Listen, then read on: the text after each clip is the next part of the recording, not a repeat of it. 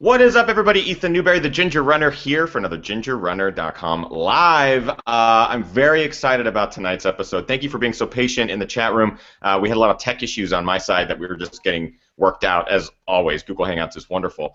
Tonight's show is number 50, so I'm halfway to 100. This is pretty awesome that we've come this far in Ginger Runner Live and been able to do this many episodes. But the guest tonight is even more special. Probably one of the most prolific racers in the history of running. Most elite athletes will race once or twice a year, big races a year. My guest tonight races almost every single weekend. All distances, too. That's what makes him so versatile. It's not just 5Ks, 10Ks, half marathons, but he even goes beyond, well into the ultramarathon distance. My guest tonight is Mike Wardian. Super nice dude. Really amazing, talented runner, athlete, and not only do we have him on the show, but we're also going to be giving a pair of Jules Bleu sunglasses away to one of you tonight as well. So welcome, everyone. This is a really great show. I'm super excited. Ginger Runner Live begins.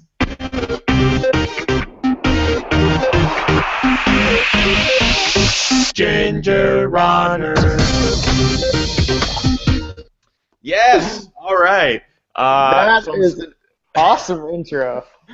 That's Mike. The voice you guys are hearing is Mike Wardian, my guest tonight. Just to give you an example of who this guy is, I know he has a big resume, so I went onto his website and I went around online the last couple of days and just kind of scoured for results. I'm just going to warn you, there are hundreds of results for this guy. He races all the time, all distances. He's amazingly talented at all of them. And what's really incredible is his ability to recover. I'm going to be asking him about all of it tonight. An example. Last year, 2014, he won the Dopey Challenge, which for those of you who aren't familiar is the marathon, the half marathon, the 10K, and the 5K at Walt Disney World back to back to back to back to back. He won the 2014 Coastal Challenge, which is down in Costa Rica, an incredible multi-stage ultra marathon. The Squamish 50-50, that's actually where I met him in person last year. He won that. The list goes on and on. And we can talk a little bit about all of these results from last year and the years before in tonight's episode. But I got to welcome on the show. He's super nice, really cool dude. It is Mike Wardian. Mike, thank you for joining me, buddy. Good to see you. Yeah. Yeah, man. Thanks for having me. It's good to be here, and appreciate you guys giving me the opportunity to come on the show. Oh, hell yeah. I mean, I couldn't pass it up. Been a big fan of you for a long time. You impress me beyond a lot of ultramarathon and runners in general because you're able to do so much so frequently. I want to pick your brain about recovery strategies and stuff like that because that's the number one question I've been getting from live viewers tonight. But what I want to start with is I want to know more about your background. Like, where did you really get into running? I mean, is it something that you've been doing your whole life? Is it something that you kind of came into later as you became an adult? Or what is your history with the sport of running, and what drew you to it? Yeah, that's a good question. It's a good place to start, I guess. I did not run growing up. I was a lacrosse player, so I played lacrosse from 6th grade until the end of basically my junior year of college. And then I transitioned to running just to qualify for the Boston Marathon. So I just wanted to do the Boston Marathon one time. I went to my buddy Vince Boyson's house, and his mom was there, and she had some pictures, and I was like, oh, that looks awesome. That looks like so cool. And she was nice enough to take pity on me and give me a training program that she had copied out of some book, and I just followed it, and then I realized you actually had to qualify for the Boston Marathon. And this was before the internet, really. So you had to send them a self-addressed stamped envelope, and then they would send you back a form, and I got the form, and I was so excited, and I was like, I'm going to go do this marathon, and then I realized that you had to qualify. So then I did the Marine Corps Marathon. Got it. To get my qualifier, and I qualified, and I went to Boston for the first time, and just got completely hooked on running, and have been trying to see what I can do ever since. So I think this year will actually be my 10th Boston Marathon, so I'm kind of excited about that. So, I mean, you talk about the Boston. So, as a road marathoner, and kind of it sounds like that's where you got your start. what drew you to the trails then? Or is it the ultra distance that you caught the bug for first? Was it going long on roads, or was it trails in general? Oh no, I think the reason I got into to ultras in the first place is because I did the Boston Marathon, and then I thought I was like super cool and really fast. I broke like 3 hours, and I thought that was a big deal. And I went to a local running store here called Pacers, and I was like, I want to be on your race team, and they were like, you're not really fast. And and I was like, oh, okay. So I think I just lost you for a second. Yeah, I'm here. So okay. so then I was like, okay, well, I want to get on your team, and they're like, well, you can just come to our workouts, but you're not fast enough for the team. And so my goal was just to make the Pacers team. Then that was my next big goal, and I found out where they were all like, we did all these workouts, and I started getting faster, and I ended up going to a race, the Wawa 10 miler, and I actually beat all the guys on the team, and they were like, oh, you want to be on our team? And I was like, yeah, like that was my goal. I was like, I just wanted to be on your team.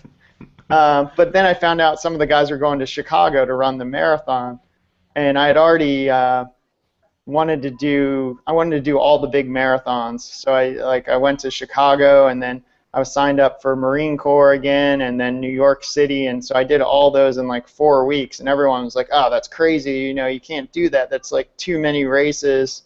And I was like, oh, I bet, I wonder if you can, like, I'm just going to see if I can do it. And I did really well in each race. I started getting better, and then I finished that, and everyone's like, oh, I can't believe you did that, but there's no way. Like, I found out about this JFK 50 miler. Yeah.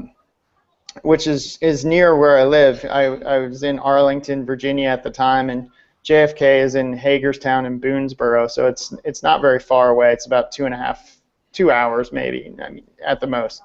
And I was like, I want to try it. So I was able to sign up and then finished it, and I thought I was going to win, because I'd run like 2:30 or something, or in the marathon, and I was like, if you just take 2 of those back to back, like that's like 5 hours, like I'm gonna crush this. And of course that's not really how it works. And I ran like 8.5 hours, and looked like 10 people had jumped out of the woods and beat me up.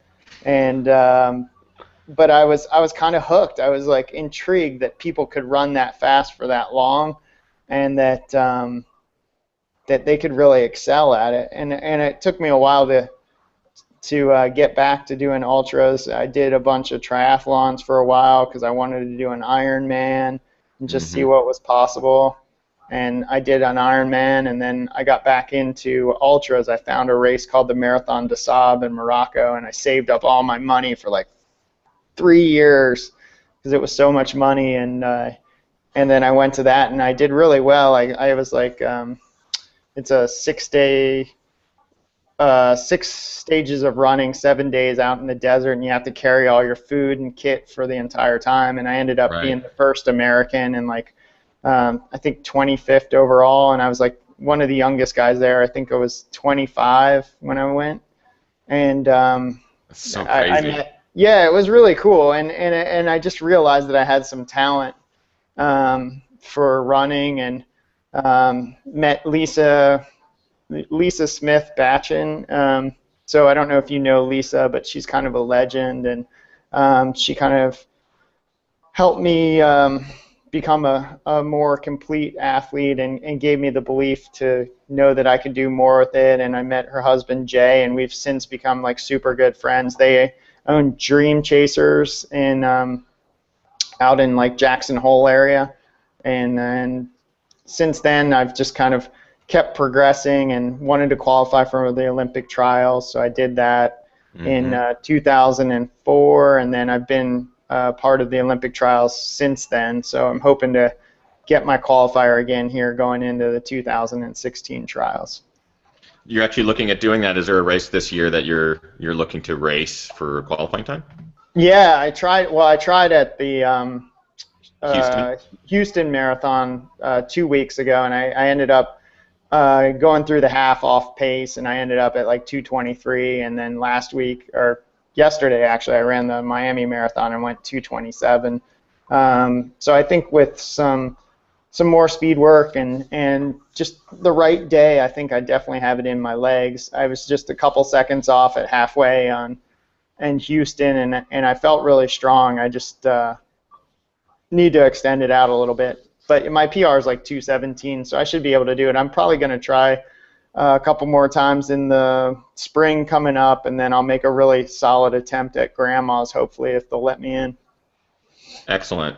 Now, what's crazy is, like I mentioned in the pre-show, there's a lot of elite athletes out there that will pick 1 or 2 marathons a year. And they'll race full effort at those marathons and hope to either win or get a PR or do really, really well there, or even get an Olympic qualifying time.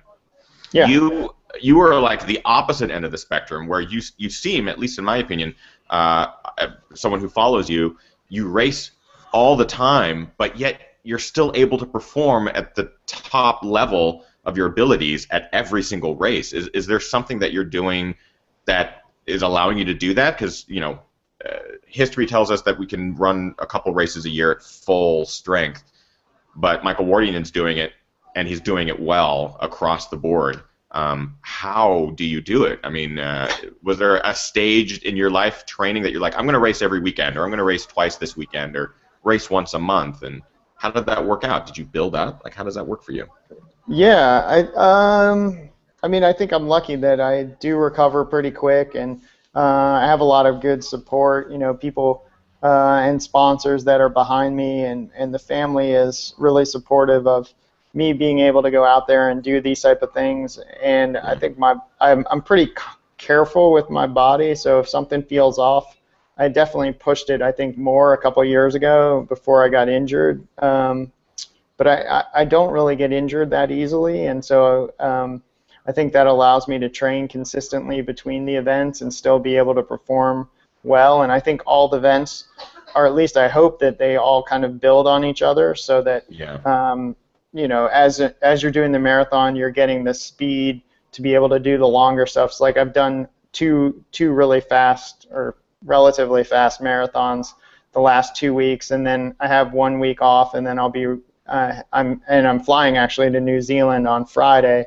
to take part in the Tarawara 100K. But I hope those 2 marathons will prepare me for the 100K that I have coming up. And then the strength from the 100K, I think, will hopefully prepare me to you know, lower the time in the marathon. So I think that if you plan it right and you're able to recover between the efforts, that you can definitely run at a high level multiple times a year. And I think a lot of guys just don't either want to race that much or aren't mentally into racing that much, and it takes a lot of commitment, not just from yourself, but you know, from everyone around you to be able to do that.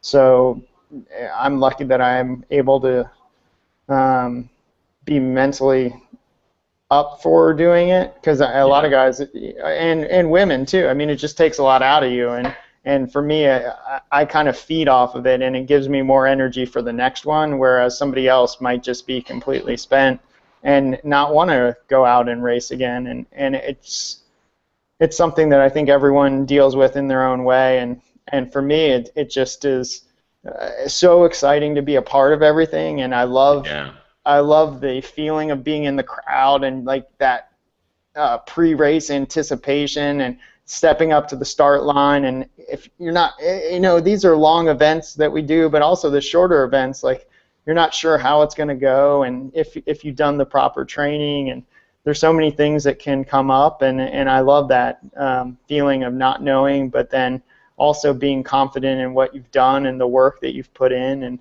and then seeing what happens. I mean, that's the cool thing, because just because you're supposed to do well, or you know, you're one of the favorites, doesn't mean that that's how it's actually going to go. And I love that unknown aspect of it, and it's kind of why you play the game and go and step to the line and see what happens. And then I think that pushes us all to be better athletes, and in the end, hopefully better people. And I mean, another thing, I mean, it's incredible what you do. It is absolutely incredible. And another huge aspect of all of this that is also extremely impressive is you're now racing in the Masters category. You're 42, or is it 43 now? Have you had a birthday since you No, turned man, I'm 40? actually only just 40, but Oh, I'll you're be 40. 41. Yeah, yeah, I just turned into a master. I'll be 41 in April. So right before the Boston Marathon, I'll be 41. So I turned Well, master last year. that's amazing. You don't look a day over 30. I'll tell you that. Oh, thanks, man. Um, but what I mean, it's incredible that you have been racing for 15, 16 years now and still been able to continually increase and better your times and your PRs and stuff like that, and setting records and everything. It's incredible, and it's what all of us want to strive for. You mentioned you briefly touched on training. Do you find yourself taking time off at all after races? I remember it was actually just after North Face 50 miler, this most recent one. The next day, I think I saw 3 photos from your Instagram account where you were at a climbing gym, you were hiking above the Golden Gate. I think you went for another run. You were doing everything like the day after you placed incredibly well at the North Face 50 miler. I Do you think that ever was take a the break? same day, and then the The next day, same day. yeah, yeah, yeah. The next day, I ran the Cal International Marathon. That's right. Yeah, That's yeah, crazy. yeah. Uh, Yeah. So so do you give yourself a I break? like to keep active for sure. I mean, I'm one Yeah. of those people that is always into something, yeah, I think that one of the best recovery tools is not to just put your feet up, but to Totally. keep moving and keep kinetic and keep the blood flowing. And I think for me, that's what I like to do is after a race, I'm all jacked up on adrenaline and seeing all your friends and you have that like buzz and I think that that's really fun and I like to go out and explore wherever I am, and I think that's a big part of what we do as athletes and ambassadors for the sport is being a part of the community, not just the running community, but I think it's cool for people in the regular community to see these.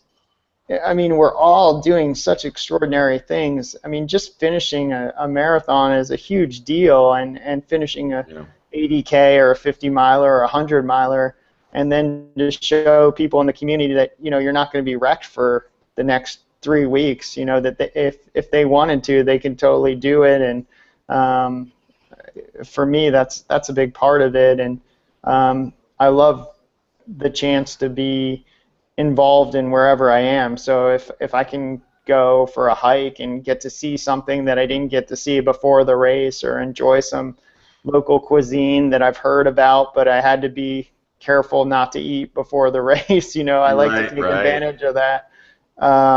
And then there's something to just staying active. I think that allows for me it allows me to recover faster. And then today after the marathon I didn't run today, but I did 2 cycling. I cycled to and from work, and I did some easy hiking on the treadmill. So I did a couple hours worth of active recovery, I guess. Yeah. And for me, I think that by tomorrow my legs should be okay, and I'll get back to training and be ready for the 100K in a couple of weeks.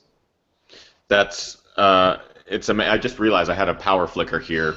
I don't know why, but it also made me realize that the East Coast right now is getting pummeled. Are you getting pummeled where you are with snow yet, or is that not happening?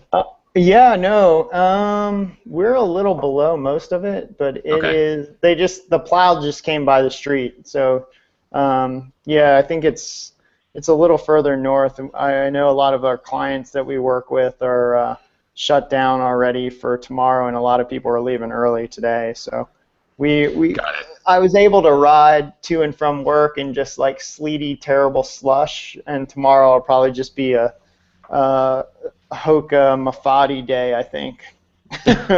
Nice big lugs. Yeah, for sure. So everyone on the East Coast be safe. I wanted to make sure I said that. And I don't know why that the power's flickering here. It's California. There's not much going on. There's a little bit of rain.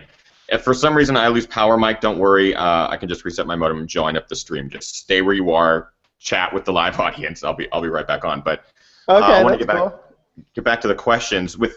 with training in particular, do you train? So let's look at races. Do you pick races with any sort of criteria? Do you schedule your year like this is going to be one of my A races, so my training leading up to this will be X amount of races plus running throughout the week?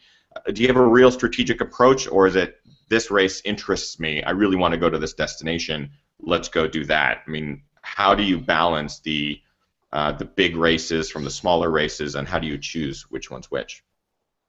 Well, I definitely have some targets that I look at in the calendar, and then I think a lot of us are getting a lot of opportunities to travel around the world and be a part of things, and so I look at those opportunities and I try to take advantage of those as much as possible. And then I want to throw down at almost every race that I'm at. So Sure. if I'm at an event, I'm there to try to do the best possible race that I can, and I would try to look at it as that this is going to benefit me for something later down the road. So if I show up at a local 5K, like that's going to hopefully help me at the end of a longer race, or if I show up at a race, in California that, I'm looking at trying to do really well at Lake Sonoma this year. That's one of the races that I've always been interested in running, and it's just never really fit with my schedule just because April's usually pretty busy with marathons and sometimes with world championships, so I haven't been able to make it fit, but this year I was able to make it fit, and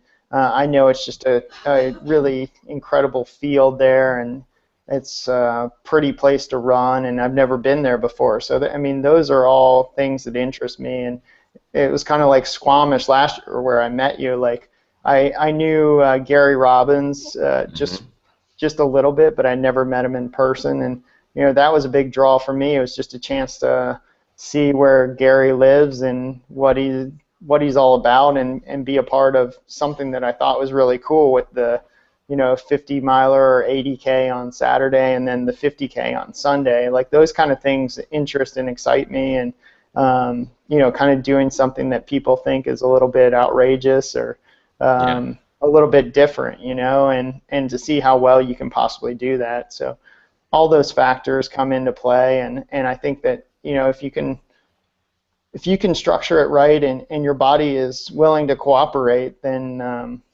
a lot of things are possible.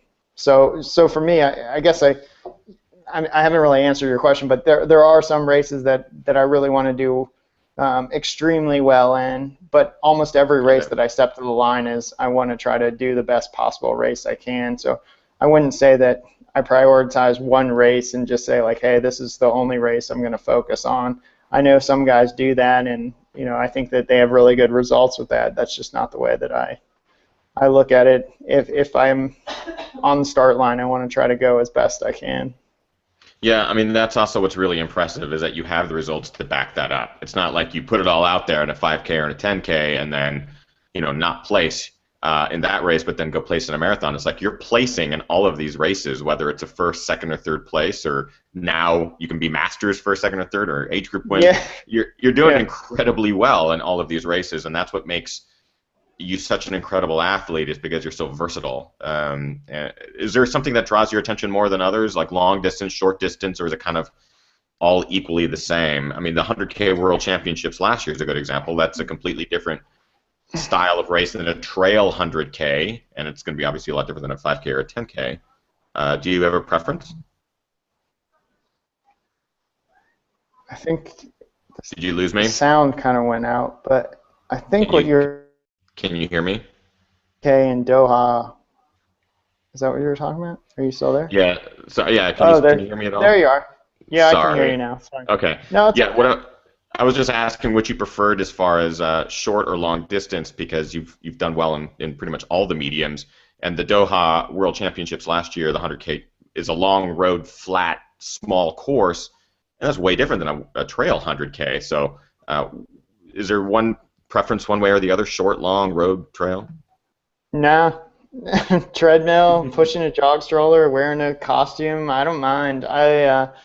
I just set a world record on a 200-meter indoor track for 50 kilometers and in Hagerstown, Maryland. So Yep. I don't mind it, man. I like running anything. I think that that's what's really neat, and I don't want to I don't want to have to limit what type of surface I run on or type, I need X amount of vertical or I only run in the cold or I only run in the hot. Like, I think that that's all cool. Like, I was so petrified last year and I did the North Pole Marathon.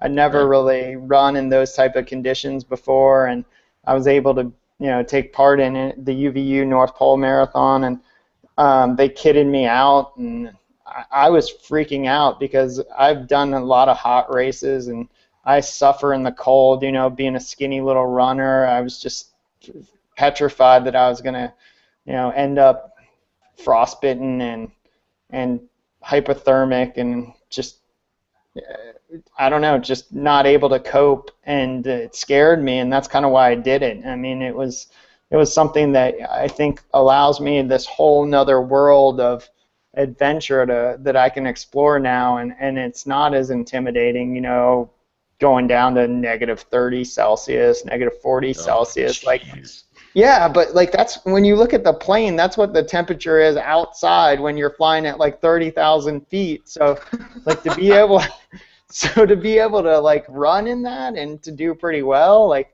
that's that's pretty cool. Like just to know that you're capable of it, and especially when you weren't sure. So, I think doing stuff that is a little outside your comfort zone is always, to me, that's what kind of gets me fired up and excited, and um, to see what's the absolute limit of what you're capable of and what's possible. So like the 5K stuff, like how fast can you go? Like the 10K, like, can you build that strength? Can you hang out and run with because that's a lot of younger guys can really excel at that kind of stuff. And it's fun to me to just throw my name in the hat and see what happens. And I love doing that in all the different events is, I'm not known for being super good at technical trail running, but like Squamish had a lot of that, and I did pretty well, and Yeah, you um, did great. You yeah. did So I excellent. mean,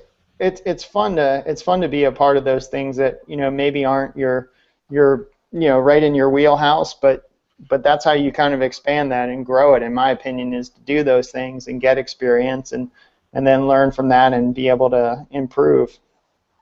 Yeah, there's always been that saying that I've kind of lived by where it's if you hate doing something, do it or do it more, because it's the best way to get over the hate of it. This question actually popped up while you were answering and from a live viewer from Eric Alvarez.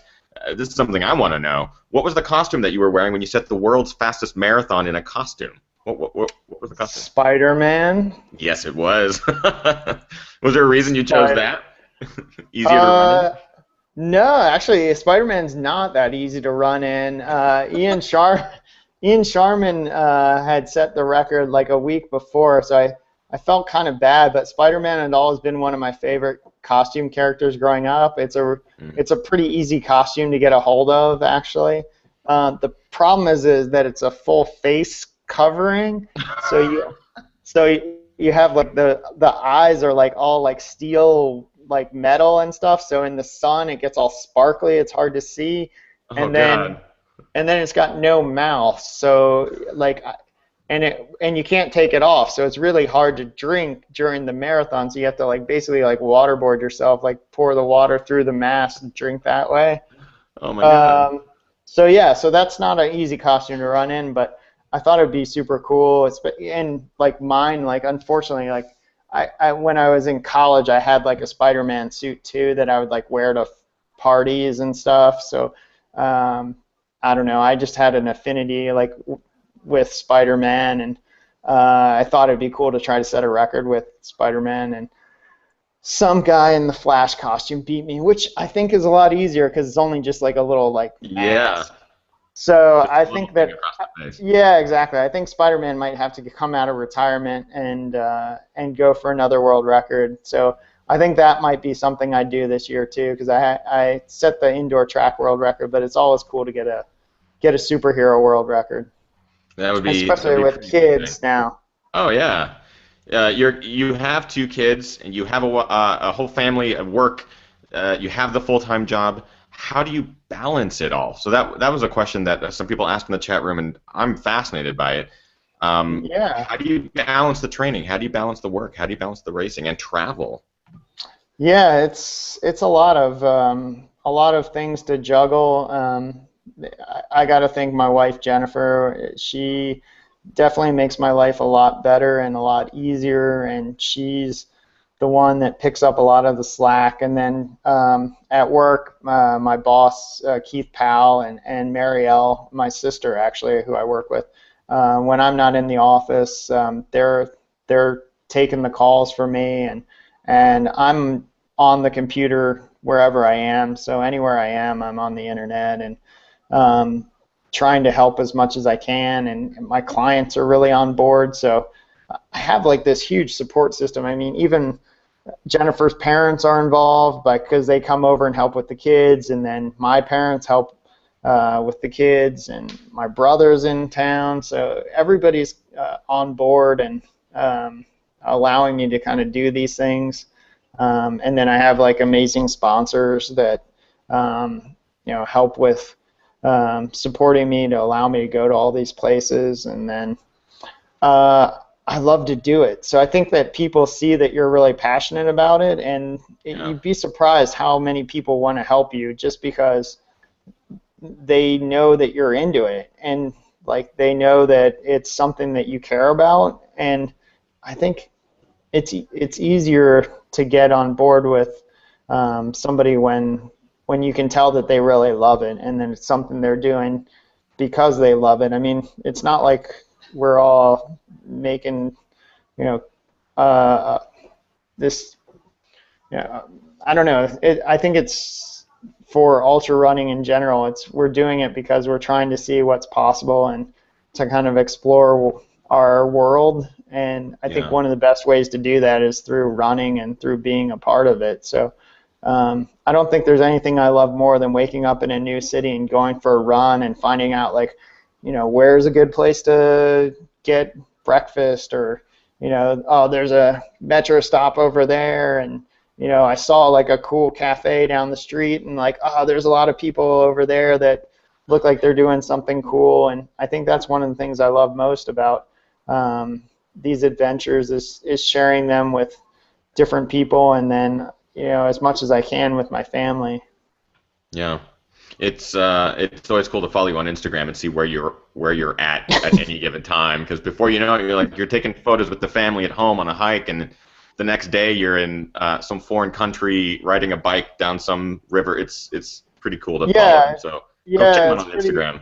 It's pretty funny, yeah. I'm pretty blessed, and I'm pretty active in all the social mediums, except Google, I guess. But now I have the Google Hangout, so now maybe I can do this more often. But yeah, and I think balancing it all, what I try to do, and this is a question I guess I get a lot, is I try, and I don't always succeed, but I try to make it as minimally impacting on everybody else as possible. So I try to, if I'm not waking up early, then I'm commuting or biking to work, and then running again at lunch, and then running or cycling home. And then once I'm home, usually I'm just a straight up dad, just helping with the kids and taking the dog for a walk and or run, and then coming back and helping with bed and bath and books and looking over homework and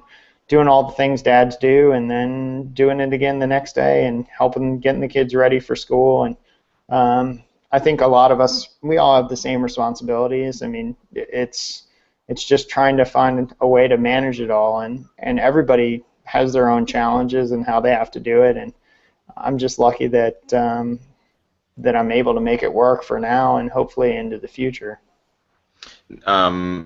Totally. What's your diet like? Do you have any specific diet, or what do you use when you're racing? Is there anything particularly that you enjoy while you're on the run? Yeah. I'm not a high fat guy. I do a pretty balanced diet. I probably eat more carbs than anything else. I let's see. I am a vegetarian, so I don't eat meat. I don't eat like fish or chicken or um, I eat dairy and eggs though, so I get Hmm. a lot of people wonder where you get your protein from if you're not eating meat, and so that's where a lot of it comes from. I also Yeah, am same as me. That's what I do. a huge consumer of nut butters. I actually have like a whole bunch over here. Uh, so these dudes, so I eat a ton of the Big Spoon. So they're awesome. So they've partnered with me. So I eat a lot of those, and that's good calories. And then and I also like for snacking and stuff. I'm hooked up with Bearded Brothers, which Oh is yeah, funny the because bars. Yeah. yeah. So those guys are pretty awesome. And then for for a lot of stuff, I take Vitargo. So I don't know if you know that. It's like Yeah. a carbohydrate, and it's pretty amazing. And then so that's what I do. Like on the races, I try to do a lot of Vitargo, and then I'll augment that with other stuff during the race, especially the longer races where you have multiple hours of just eating and drinking the same thing. And I work with Nathan, so I usually have like one handheld that's Vitargo and one handheld that's just regular water. And then I tend to use Succeed caps or S caps, Oh yeah. which I think probably most people that are in the ultras use or know. And that really is, I try to keep it really as simple as possible. I've tried all different stuff, and every time I try to get too crazy, it ends up backfiring. But I think I've learned from lots and lots of mistakes, and I think that that's kind of how you learn. And even as you're, as you're, it was funny. I was talking to Nikki Kimball today. We were talking about she's getting ready for the Coastal Challenge, and we were talking about Yep. food because I had to actually I had to take a pit stop during the Miami Marathon, which I haven't had to do in a really long time, and it was just terrible. My stomach was killing me, and I was like, I don't understand what's going on. Like, and I had to take a pit stop during the world record like 2 weeks ago, and I was just like, I don't know, like I haven't done anything different. Like maybe I made a bad food choice or something. I just don't know. And she's saying, as you progress in the sport, differently. Sometimes things work and don't work, and I think that's one of the cool things that we all have this opportunity to have. Basically, we're like a big experiment, right? Like an experiment of one, I like to call it. Yeah. And so like sometimes stuff that works for you in the past maybe stops working for you or only works for you up to a certain amount of time or something, or it works better for you if you mix it differently. So I think that all those things are factors that can go into how your performance is, and that's what I love. Is it's never okay. Every 2 miles, take this and it's going to work. And just because it works for me doesn't mean it's going to work for you. And Right. that's what I love about it. You have to kind of figure it out, and even when you have it figured out, it doesn't mean it's going to work. It doesn't mean it's going to work. Yeah, totally. But that's actually I love your outlook on it. Rather than being oh, I hate that things might go off course at various times. I just hate that aspect of ultra running or running in general. But you embrace it. It's almost something you look forward to kind of like learn from the experiences or have to have those bad races where you can go, oh, what did I do differently or what can I change for the future? That's a great outlook for anyone Yeah, who's watching live. I love that. yeah. I mean, I Um, think that's what's fun too. I mean, that's yeah. almost like I always tell people, or I try to tell people when they're doing a longer event for the first time, there's gonna be a point where it's not gonna be fun anymore. Like it's Yeah. just not. I mean, I don't know when it's gonna come. Could come at 12 mile. I mean, I've done longer races where all, in the first like 5 miles, you're like, ooh, this is not going to go well. And then 10 miles later, you're like, this is the greatest race I've ever had. So it's like making sure that you have the fortitude to stick through it and kind of battle. And that's what's so cool about what we do. That was the Squamish 50-50 for me. Was by mile 6, it was the worst day of the 50-miler. It was like the worst day ever. I was questioning everything. I thought I had done something. It was just terrible. But then 17 miles later, it was like the best day, and then the 50K was the best day. It happens. It totally happens. Yeah, but what happens is a lot of people, I think, get so intimidated by that or so frustrated that they never get to experience the really cool part. So I always say, like, just kind of stick it out because it's going to get better. And I learned this from a Spanish guy in Marathon des Sables. He saw me and I was puking my guts out, and I was only like 5K from the finish. And if anyone touches you in that race, like, you're out. They like pull you out of the race. So so I'm like just standing there, and there's like these medics that watching me, and they're like about to pull me, and I'm like, no, I'm okay. And then like every time they turn away, I'd like throw up, and I'd be like, no, I'm okay.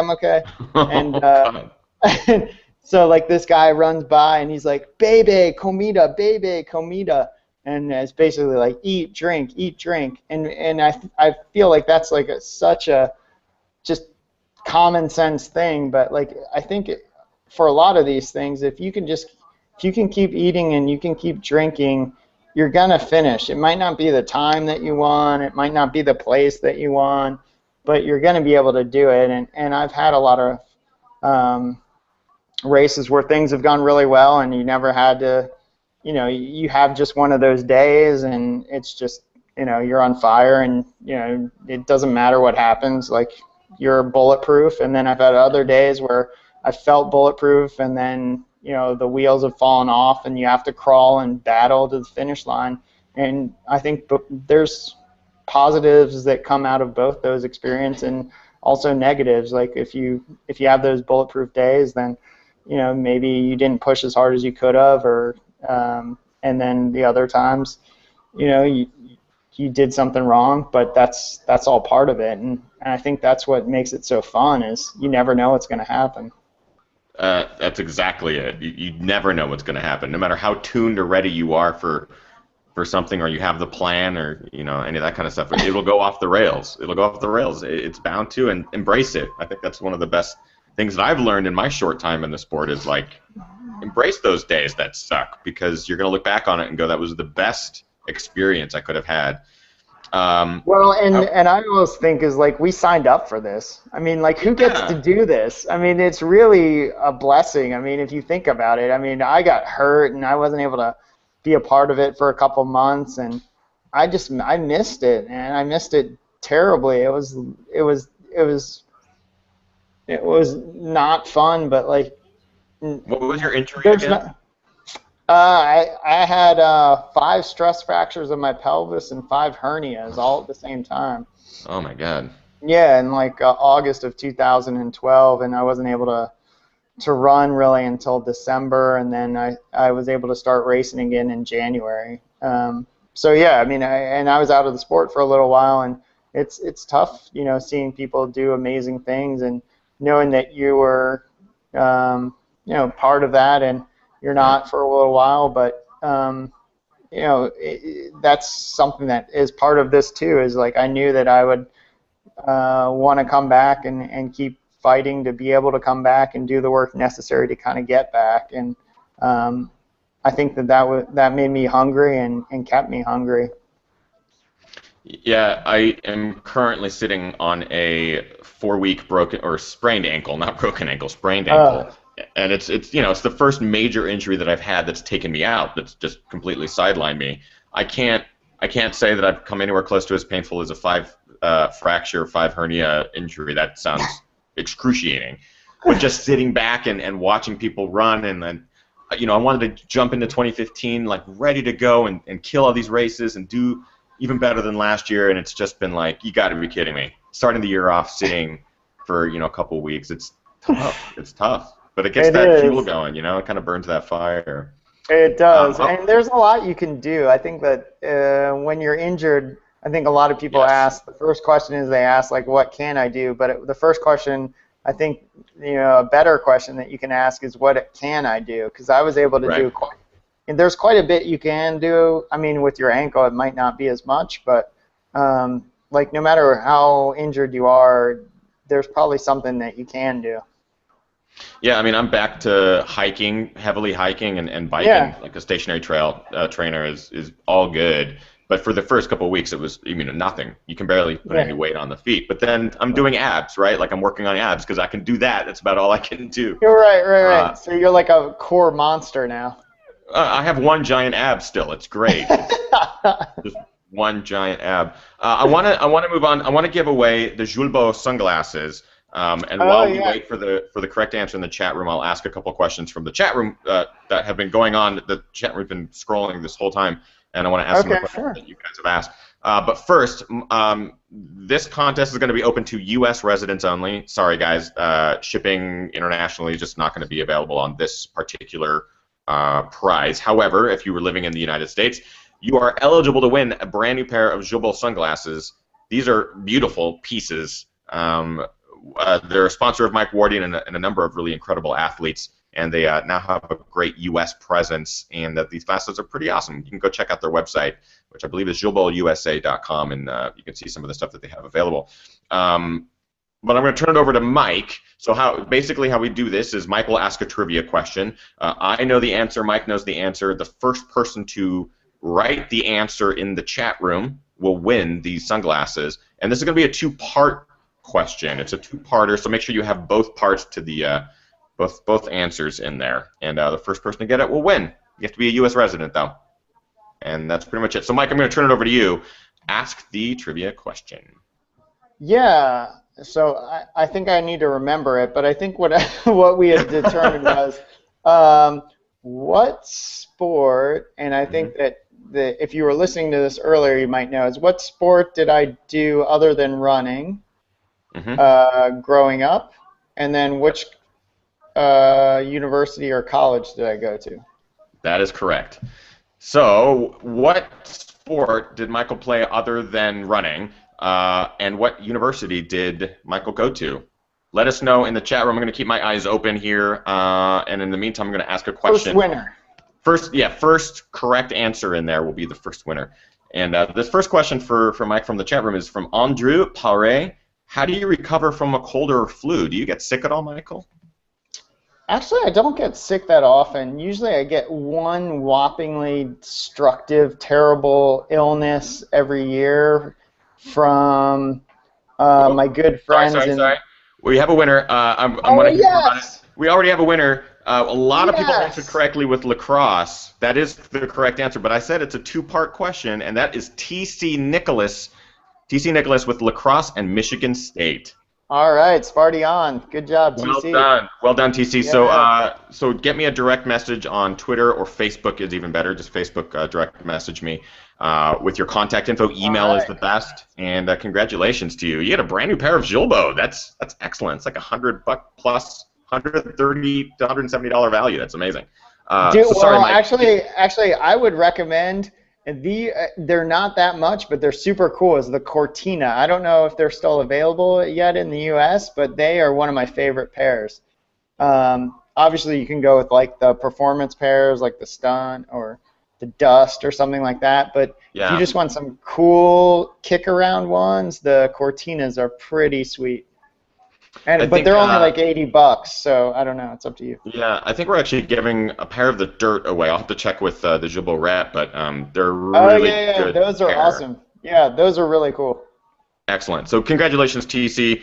Drop me a line, and we'll get your contact info, and we'll get you a pair of sunglasses ASAP. So, Michael, you were talking about you don't necessarily get sick very often, is what you were saying. Sorry. Yeah, no, but I do usually get one, like, just thrown down under the bus from the public school system. Usually sends a nice flu our way once a year or something. So usually I only get it maybe once a year, but not normally. So even with all the travel, I seem to be able to stave off that kind of stuff. And if something does feel a little bit iffy, I just start taking a lot of whole oranges or orange juice or something like that, and usually that works pretty well. Nice. This is from Robbie Run. Michael, what motivates you, inspires you, and drives you to run? And run the way you do. What draws you to the Vermont City Marathon, for example, which is just up the road from him? Oh man, I love that. I love that race. Yeah. That race in particular inspires me just because I love the people of Vermont, like, and the organization for that race are some of the just nicest, coolest people that I've ever met, and they are big believers in U.S. athletes, and they gave me an opportunity as I was coming up. You know, it's somewhat harder to get into some of these bigger races, but they always embrace athletes from the U.S. and especially athletes that maybe aren't, like the 205 guys, but more like the 215. So like, elite, but not like super elite. And they just do a really amazing job up there. Like, the city is super into it. The people of Vermont are super into it, but also the people of New England. They have this New England's Finest program, which I really wish I lived in New England just to be a part of that, because they really embrace local running up there, and they've always welcomed me and treated me like one of their own. And I've finished like second at that race, like, I don't know, 4 or 5 times. I've always wanted to win that race, and I think someday I'm just gonna keep going back until I win. I'm just gonna just keep trying until I get it.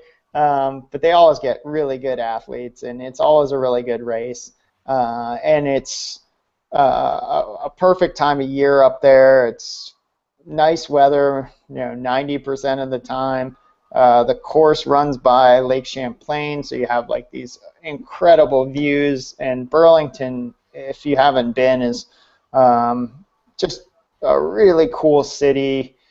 Great food, great people, just a cool vibe to it. So I love that part of it. And I try to go as often as I can. So we'll see you in 2015 there then. I'm assuming you'll be there this year. I think so. I think I might actually be speaking at the expo this year. So Cool. yeah, so I think I might be working I worked at the Hoka booth last year, and then I think this year I might be part of the they always do a nice little panel discussion and stuff like that, and usually I'm a part of that, but I think I might actually be giving some type of speaking thing, or at least that's what it sounds like right now. Excellent. Well, I'll get one more question now from the chat room, and then we'll get more in the post-show. But this one comes from Phil LaCroix. Any tips on building up to the first ultra? I think this is a good question that a lot of people have asked. Any special tips for someone maybe building up to their first ultra? Well, I think, is it like a 50K, or is it like a 100-miler, or I guess Phil doesn't specify, but I guess that's probably a pretty good distinction.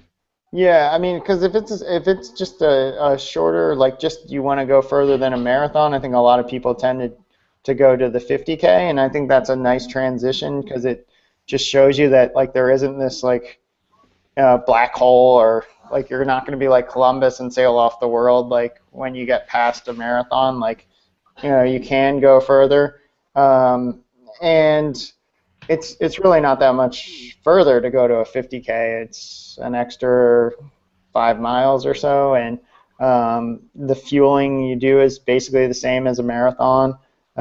Just hold it a little longer, and maybe go a couple seconds per mile slower, and you should be okay for a 50K. And a 50-miler, I think, is a bigger step up. And the nice thing about a 50-miler is you're going a little slower, so you're not going to be hammering as much as you would be in a marathon. So it's actually kind of a nice recovery. It's a really good distance, because it's you'll be out there for a while. You're going to see a lot of stuff. You're going to learn a lot about yourself. I know every time I am in a 50-miler, I hate the miles that between like 30 and 42. Like, I always have trouble in there somewhere.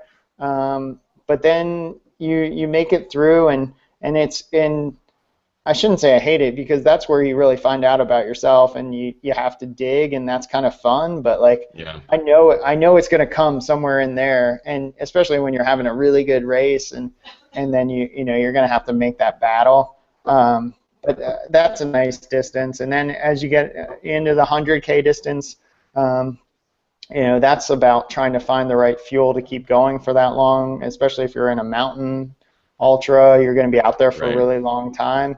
And then a 100 miler is kind of its own little entity, and after that you're starting to get into the longer like Badwater or Spartathlon, or now they have those 200-mile races, and that's something I haven't done any of those.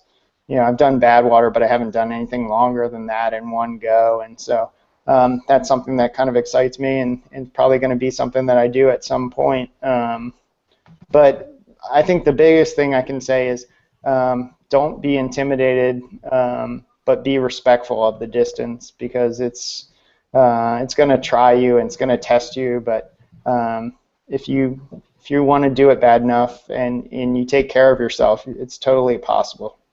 And in your training, just kind of be consistent like you are with whatever you're doing, and I think you're going to have a great time, and definitely sign up for something because it's going to be fun. You'll have a good Yeah. time. Excellent advice from Michael Wardian. We're going to finish the show with just the Quickie question quiz. Michael, basically, I'm going to ask you a rapid-fire series of questions. Just answer as quickly as you can. They're very easy, very basic, but I do it with all my guests. So let me know when you're Cool. ready, and I'll just kind of rip them off. Cool, I'm ready. What was your first race? My first race was the Oakton Turkey Trot, and I won a school lunch. Yeah. Favorite running movie? My favorite running movie is Pre, I think. One of those Trails. Pre movies. One of the pre ones. Yeah, they're all pretty good. Trails or road? Both. Favorite place to run? Anywhere.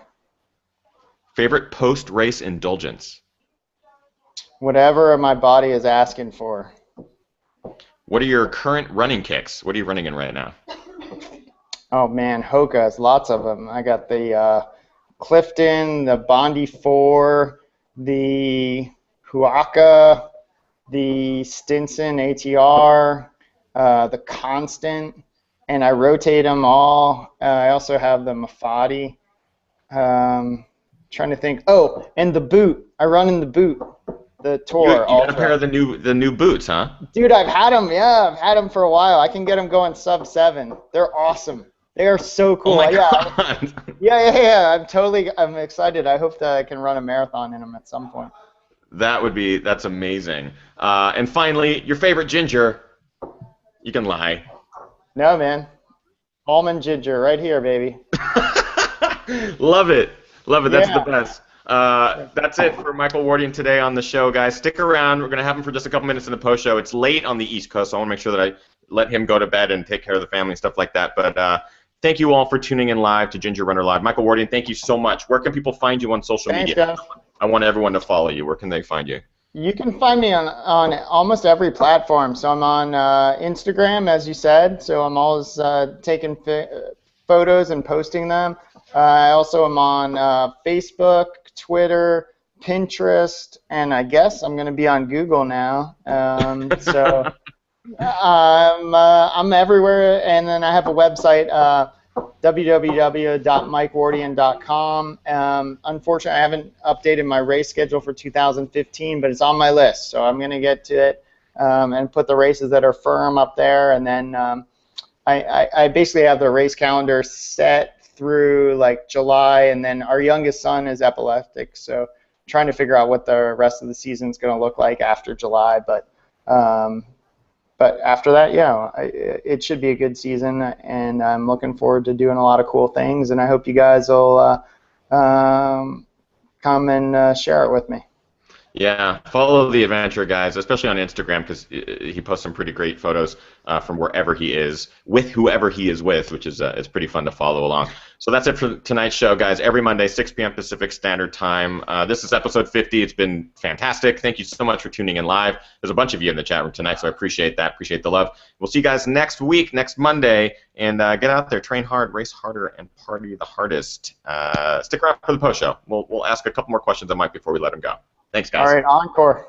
Encore.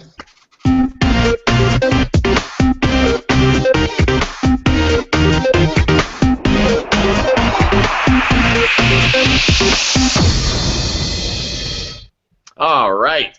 Thank you, everyone, for watching the show. Mike, thanks for being here, man. It was honestly, it's a pleasure to have you on the show. I've been a big fan for years. When I first started running ultras, you're one of the first guys that I followed and have been kind of following your story and your progress, and it's been a blast. What are the races that you're looking forward to this year? Because that was actually something I wanted to ask during the main show. Is there anything this year that you're like, I cannot wait, like the Tarawera or anything like that? Tarawera, yeah, man. Yeah. Tarawera for sure.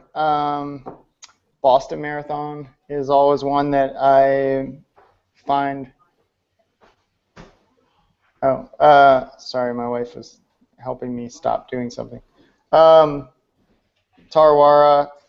Boston. I'm looking at doing Lake Sonoma for the first time. Yeah, that's going to be a good one this year. Yeah, I think that'll be awesome. Western States, I think, is always a treat to be a part of that race. I'm just talking about maybe going to Spartathlon for the first time. So I reached out. Yeah, so I reached out to them. So I think that would be cool to be a part of the race in Greece, and then talking to somebody about going to Peru. Maybe I've always wanted to see Machu Picchu, and hopefully do something really neat down there. And then a lot of the marathons I'm lucky enough to be a part of. I'm going to be doing the national marathon, which I've won I think 7 times maybe. So the Rock and Roll USA now. It's incredible. And then, yeah, it's fun. And then I'm going to do the first time they have this King Neptune Challenge in the Shamrock Marathon. So they're going to they have like I don't know if you know this. They have an 8K, a half marathon, and then so the 8K is on Saturday, the half marathon's on Sunday, and then they have a full marathon on Sunday also. So you can do all 3, and it's like the King Neptune Challenge. So I'm going to do that and be doing the 50K champs again, hopefully. And if I can, I might hope. I don't know if I'll qualify for the 100K world team again or the 50K world team. But if I do, I'd like to try and take part of those races. Anytime I get a chance to represent the U.S., I like to take advantage of it. So yeah, I've got a big calendar with lots of events, and I can't wait to take part in all of them. That's awesome, man. It's just so fun to follow your journey. So again, thank you for being such a big inspiration. If you guys have any questions for Mike, ask them now. Otherwise, you're not going to get a chance. This is kind of like your one chance to ask. Are you running any races soon on the West Coast? I think my first race on the West Coast is probably going to be Lake Sonoma in April 11th, day before my birthday. Then there was another question about those boots. I'm familiar with the Hoka boots because I've seen pictures of them online. I'll get them. You want me to show them to you? Yes, yes. You guys have to see these. They're incredible. So Hoka, hopefully we're all familiar with the brand Hoka. They've come out with just a whole variety of shoes, and I have a bunch in my room that I'm still rotating through for some new reviews and stuff. But what's crazy is that they came out with a new hiking boot. It's almost a full. It comes up your ankle. It's not. I would say maybe 4 inches up the calf, so it provides you with tons of ankle support. But check these out. So Michael just grabbed them. I'll let Michael talk a bit about them because I've only seen still have like snow on. Oh my God, those are incredible. Yeah, they're really cool. They're super light. So I'm looking at those, and the weight looks like it would be an issue. But you said they're super light. Do they still have all the nice midsole cushioning? Yeah. Like super soft? Yeah, it's crazy.